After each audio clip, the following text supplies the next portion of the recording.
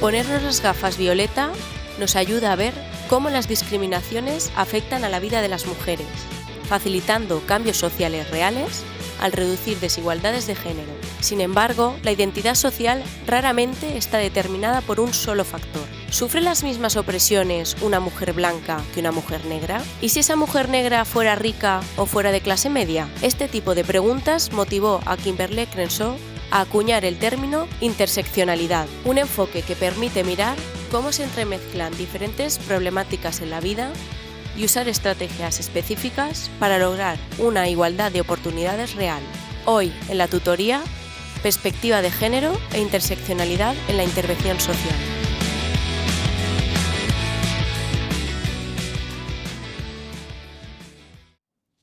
Bienvenidas a la tutoría, chicas. ¿Cómo estáis? Hola, muy bien. Muy contentas. Oye, qué sitio más guay, ¿no? Claro, qué colorido. Hemos mejorado un poquito este año. Hemos cambiado lo rústico por algo más blanco. Bueno, hoy nos acompañan Auri, Nerea y Luna. Contarnos un poquito qué hacéis en vuestros proyectos. Yo soy TIS y trabajadora social, si bien es cierto que en el piso estoy como TIS. Es un piso de emancipación para chicas que han cumplido la mayoría de edad y vienen a vivir con nosotras en el hogar. Nuestra función es de apoyo, acompañamiento y motivar a las chicas a la hora de buscar el camino hacia su nueva vida y su vida independiente. Qué guay, qué bonito. Auri, ¿quieres continuar? Sí. Bueno, pues yo soy Auri, soy educadora social en el Centro de Día Don Bosco y ahí trabajamos con niños, niñas y adolescentes que están en riesgo de exclusión social y hacemos un acompañamiento tanto a ellos como a las familias que pasan por el recurso, dotándoles pues de intentar ayudarles un poquito en su día a día y suplir aquellas necesidades que van teniendo.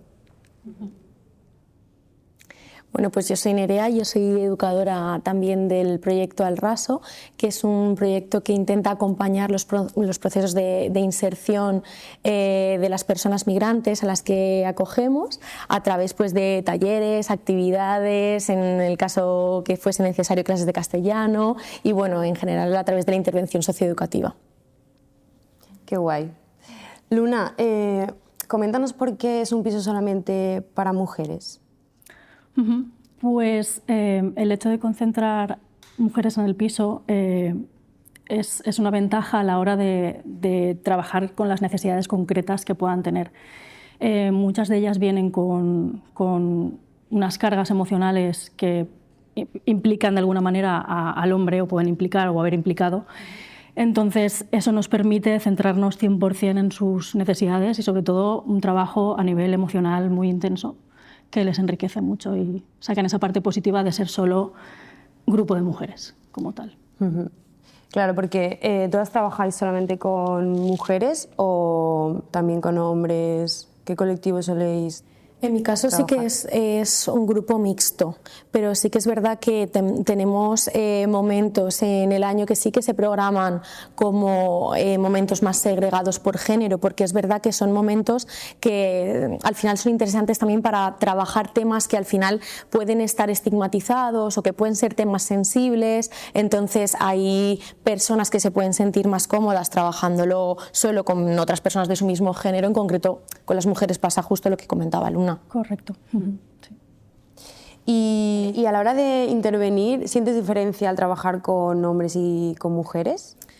Claro, evidentemente al final nosotras lo que intentamos es adaptarnos a las necesidades particulares de cada persona, ¿no? Y las variables que interfieren en una persona pues son múltiples y no solo relacionadas con el género, pero es cierto que el género es algo que en concreto a las mujeres pues les afecta más. Entonces con ellos la idea es empezar a trabajar un poco el que puedan reconocer esos privilegios que pueden tener como hombres, ¿no? Y como apoyar a sus compañeras en ese camino de empoderamiento, ¿no?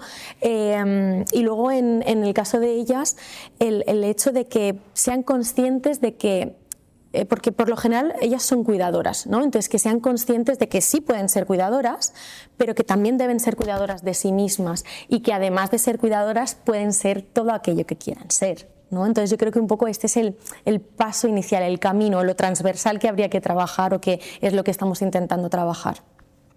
Exacto, muy bien. Y respecto a esas problemáticas que comentáis, ¿qué necesidades específicas observáis vosotras a la hora de intervenir? Pues en realidad, trabajando con personas migrantes podemos detectar que hay necesidades comunes, ¿no?, entre hombres y mujeres. Evidentemente, pues eso, hay necesidades relacionadas, por ejemplo, con el idioma, con un escaso círculo social si han llegado hace poquito al país, también con los prejuicios de la sociedad de acogida, que es también pues algo muy importante.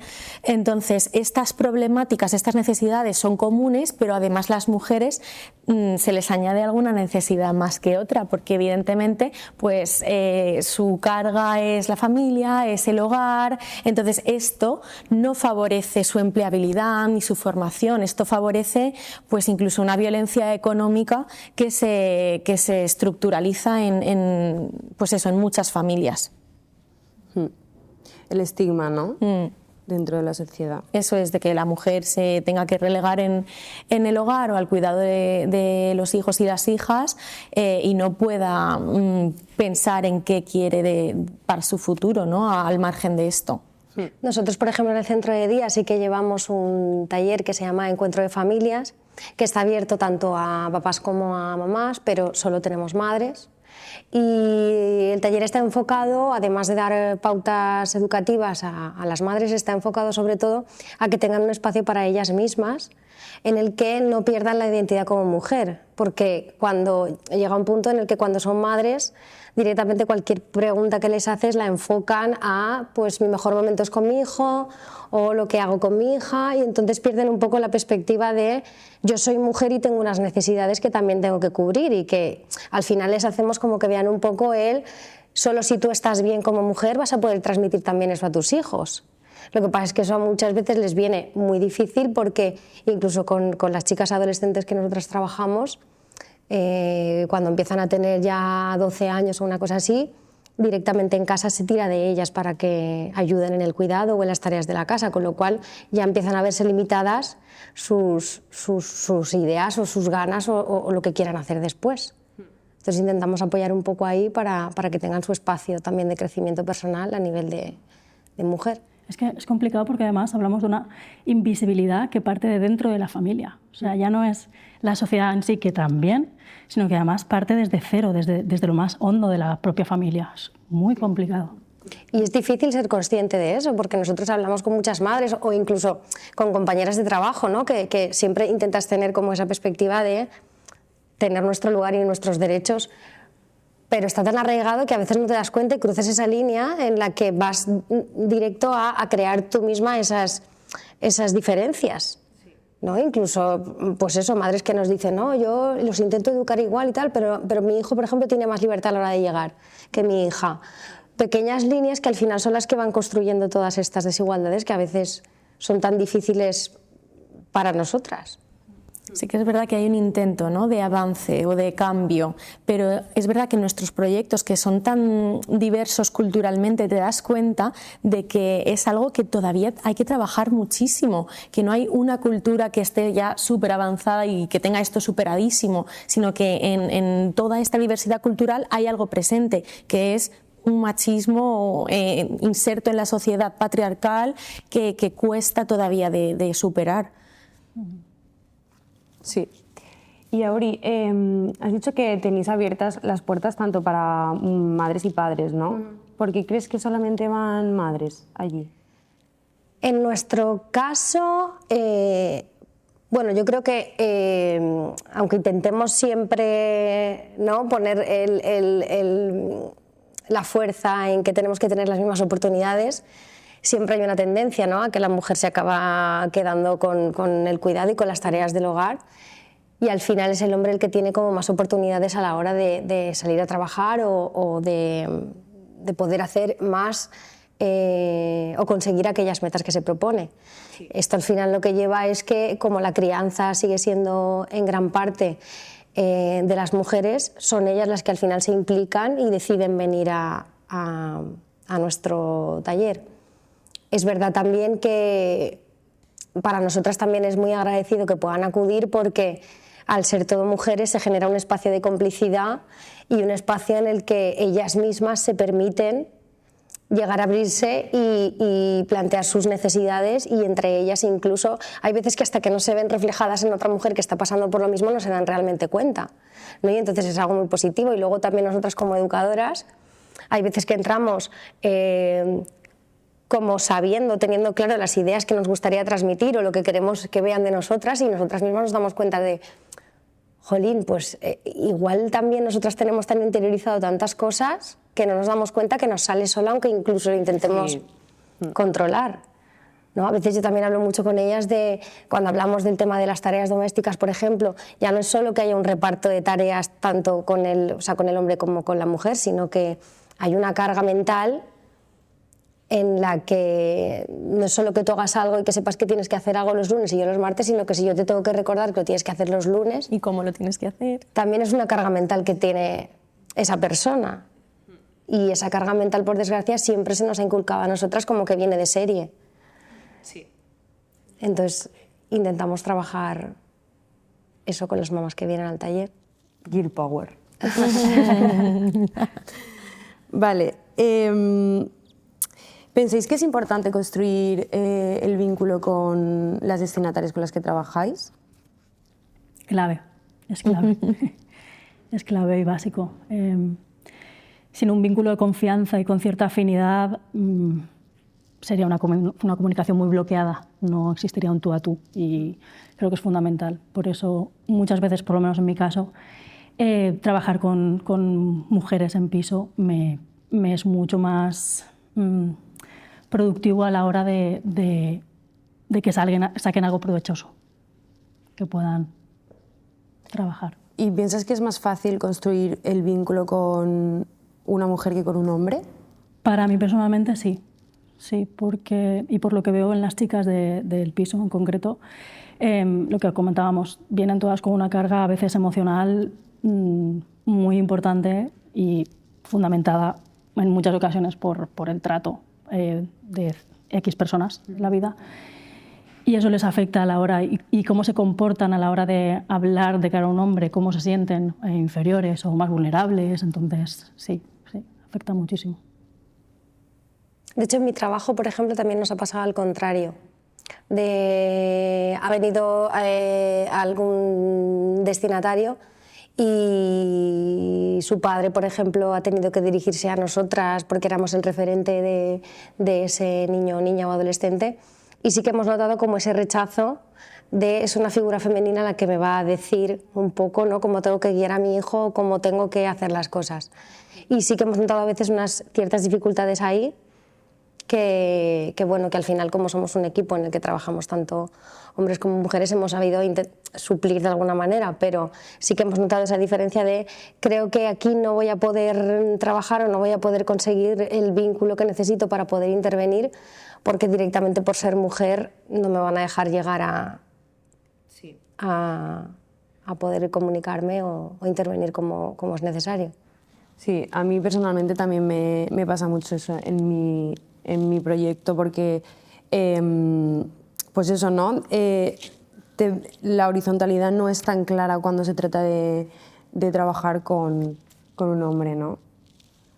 Y fíjate qué curioso es lo que estáis comentando, porque queremos que las mujeres se hagan cargo del cuidado y de la educación de los hijos y las hijas, pero a la vez no queremos que una mujer me explique cómo debo cuidar a mi hijo o a mi hija, con lo cual es como, o sea, es esa idea de decir, quiero que estés al cuidado de los hijos, pero para que te mantengas al margen, no para que tengas voz y para que decidas cómo educar y para que tengas poder de decisión, no, es como, fíjate qué incoherente, ¿no? Que generes cierta utilidad, pero sin molestar, ¿no? Eso es.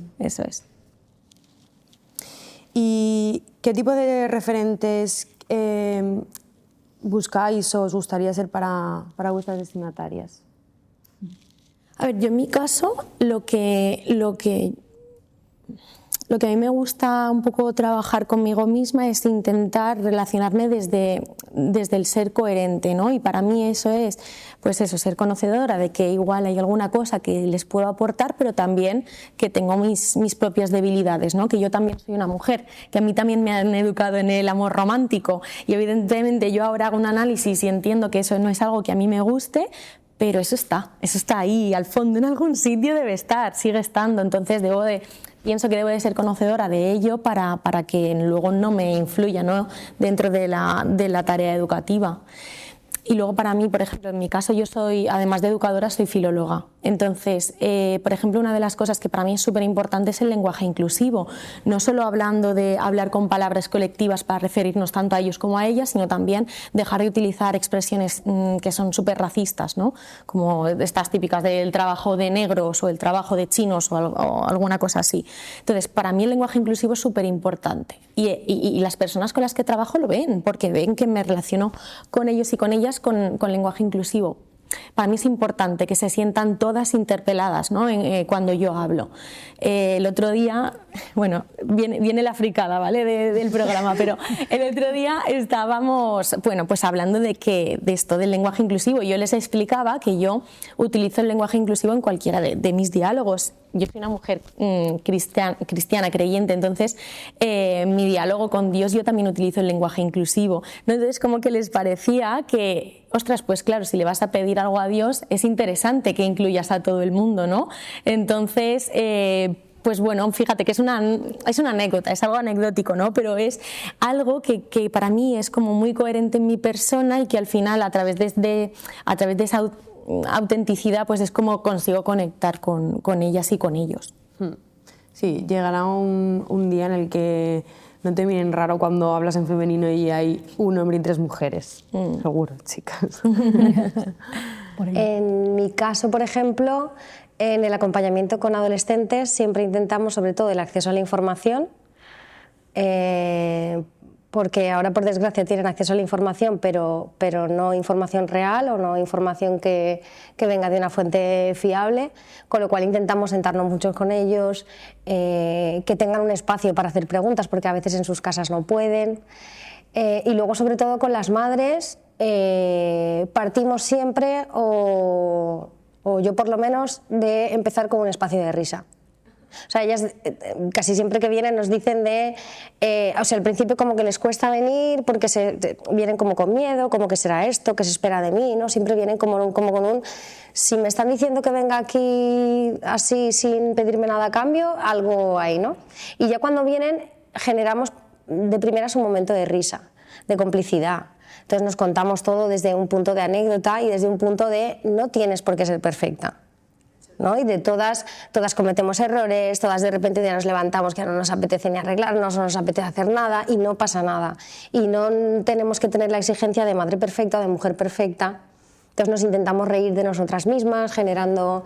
Y luego también es muy bonito porque entre ellas se ayudan. Y entonces se va generando una sinergia, que es lo que estábamos hablando antes, ¿no? De que ahí es donde se genera tal complicidad que es desde ahí desde donde podemos empezar a trabajar, ¿no? Que es lo bonito. Y gracias a esa intervención que hacemos con las madres, luego se genera un vínculo muy positivo con los hijos, porque ellas mismas le transmiten lo que están viviendo con el educador y cómo se están sintiendo en el recurso, y con lo cual eso al final les permite también fiarse más de nosotros y dejarse llevar más. Con lo cual, y luego aparte pues que también resolvemos dudas y les damos información que muchas veces pensamos que la tienen que tener simplemente por edad o por ser madres y no la tienen. Qué guay. Desde mi parte, igual puedes corroborar un poco y decirme también tú qué opinas. El enfoque lo veo mucho desde la escucha. Desde el escuchar, al fin y al cabo son chicas que se están emancipando, entonces tienen que hacer su camino y fallar o acertar y recomponerse y volverlo a intentar. Entonces es un poco escucha, apoyo y saber estar con ellas. Para mí es como que siempre estamos un pasito más atrás y damos el empujón cuando ellas no pueden, bueno, en mi caso ellos no pueden subir el escalón. Como motivacional. Sí. Y hablando de motivación, no olvidemos que para Don Bosco su gran referente fue su madre, mamá Margarita, y su apoyo, su motivación, muy importante también esa figura, ¿no?, en la historia de CISAT y de los salesianos en general. Para llegar a ser todo lo que fue, exacto. ¿Pensáis que es la misma violencia la que sufren los hombres y las mujeres? No, para nada. En mi caso, que hablo de personas migrantes, evidentemente, pues ambos, tanto mujeres como hombres, viven situaciones complejas y conflictos muy complejos, tanto a la hora de salir de sus países de orígenes como a la hora de llegar a la sociedad de acogida, pero de nuevo las mujeres aquí corren un gran peligro, más peligro que los hombres, porque en gran medida a veces también son víctimas de explotación sexual, son víctimas de trata de personas migrantes y esto es un problema muy grave, es un problema que no vamos a poder superar hasta que abramos los ojos, seamos conscientes de que esto existe y que esto no se le puede llamar de otra forma. Esto es violencia sexual y es algo con lo que hay que terminar, es algo que marca la vida, la experiencia vital, los sueños, la capacidad de desarrollarse de esas mujeres. Entonces es muy importante. Evidentemente hay un montón de recursos que trabajan para que esas mujeres que han sido víctimas, en primer lugar, se reconozcan como víctimas, que esto es importante, y segundo, pues eso, que puedan, digamos, salir de ese proceso que han vivido tan duro. Pero es muy importante que empecemos la sociedad de acogida por reconocer que esto es una problemática muy importante. Luna, ¿tú estás de acuerdo con lo que dice Nerea, ya que trabajas concretamente con mujeres? ¿Cómo ves tú esa violencia hacia ellas? ¿Cómo la viven? Muy oculta, o sea, muy disimulada, mejor dicho. Es como que no son conscientes, lo que estaba diciendo ella, y la evaden muchas veces, y además tratamos con unas edades en las que hay mucha inocencia, todavía se están conociendo, no acaban de caer en la gravedad del asunto. Entonces, muchas veces hay que tratarla con mucho cuidado, bueno, siempre hay que tratarla con mucho cuidado, pero con ellas es como un comienzo de autoconocimiento en unas facetas que no están acostumbradas a identificar. Entonces es muy desde abajo. Y luego además también está el tema económico, ¿no? A ellas también les cuesta más llegar a poder aspirar a tener un trabajo, dependen muchas veces del hombre en este caso que a lo mejor está aportando el dinero en casa, ¿no? Y no tener esa independencia les hace estar simplemente en lugares donde no les gusta estar, simplemente porque no pueden hacer otra cosa, ¿no? Y a eso se le suma pues la barrera del idioma, la barrera cultural, el que solo pueden estar criando porque tienen hijos pequeños y el que no tienen una posibilidad económica como para poder avanzar y seguir su camino, con lo cual esa dependencia y ese vínculo que tienen ahí que les deja sujetas no les permite avanzar en ningún sentido. Y dentro de la diversidad cultural, ¿cómo trabajáis vosotras el empoderamiento femenino? En mi caso a veces es bastante complicado porque depende de dónde vengan, ¿no? Pues tienen unos valores, unas creencias que a veces que chocan con las nuestras, ¿no? Y que no tiene simplemente porque son las mías ser más valiosas que las suyas. Entonces partimos siempre de la base de que tiene que haber un respeto tanto por ambas partes y que nosotros partimos de que la información está y que nosotras somos como las facilitadoras de esa información y que en el momento en el que necesiten ese acompañamiento o esa información la van a tener. Y que si en ese momento no quieren tenerla o no están preparadas para ello, pues simplemente estamos con ellas y ya está. Pero entonces, nosotras partimos siempre de un respeto y sobre todo saber acompañar un proceso. Tenemos que saber dónde están, en qué momento vital están, qué necesidades son primarias o más importantes en ese momento y darles primero su lugar como mujer y a partir de ahí empezar a construir. Pero qué importante, ¿no? El estar y el acompañar, muy importante. Yo estoy contigo al 100%. De hecho, tenía previsto la palabra respeto. Es que es clave. O sea, respeto recíproco y animar a formar parte si se quiere. Muy bien. Sí, yo también, súper de acuerdo, la verdad. Y de nuevo vuelve a tener protagonismo en este caso lo que hablábamos antes de los grupos no mixtos.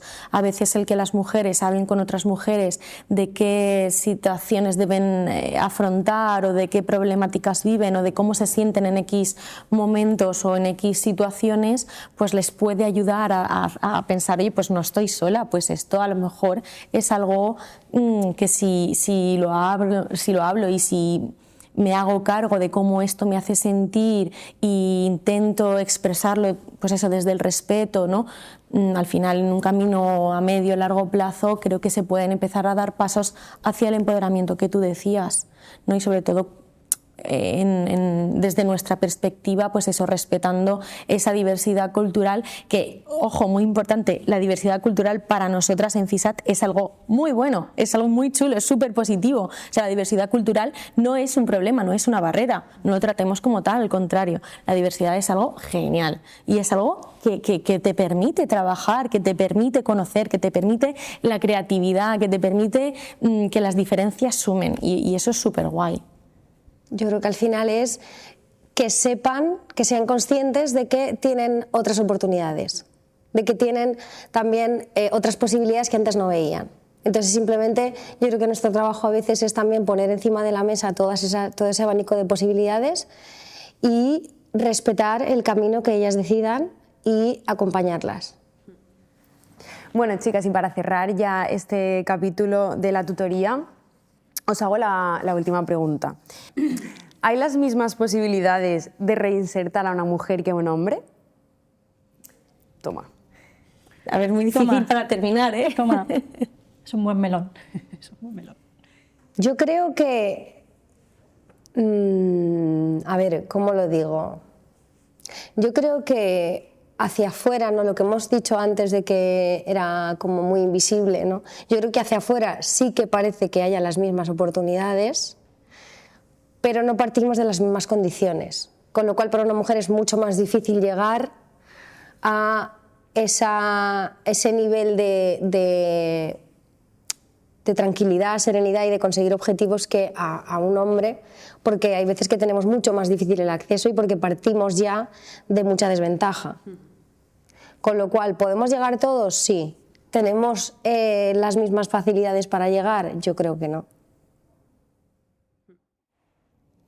¿Queréis comentar algo? Sí, yo iba a decir que, bueno, relacionado un poco también con lo que hablábamos antes. En mi caso, yo lo que veo en las mujeres migrantes es que por lo general están en una situación de desempleo, por lo mismo que hablábamos antes, porque están más relegadas a facilitar la conciliación al papá de la familia y no a ellas mismas mejorar su empleabilidad.